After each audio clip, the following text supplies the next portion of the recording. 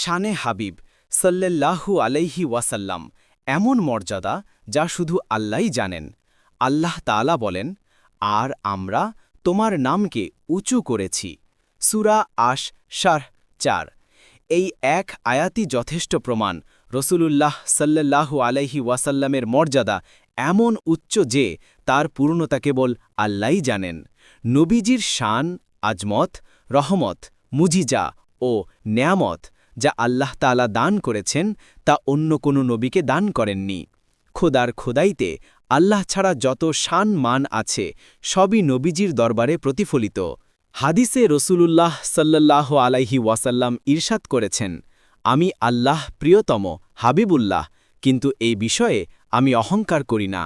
আর এক বর্ণনায় এসেছে, যদি আমি আমার মর্যাদা প্রকাশ করতাম তবে তোমরা আমাকে উপাস্য বানিয়ে ফেলতে। মোহাম্মদ সাল্লাল্লাহু আলাইহি ওয়াসাল্লাম খোদা নন, কিন্তু খোদা থেকে আলাদা নন, কারণ তার অস্তিত্বই আল্লাহর নূরের প্রতিফলন।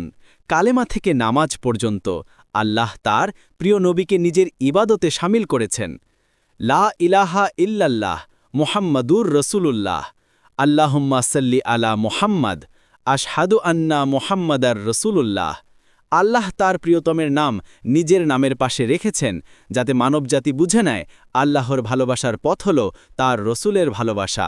তাই আসুন আমরা নবীজির শান ও ভালোবাসায় জীবন সাজাই, কারণ তার মহব্বতই জান্নাতের দরজা খুলে দেয়।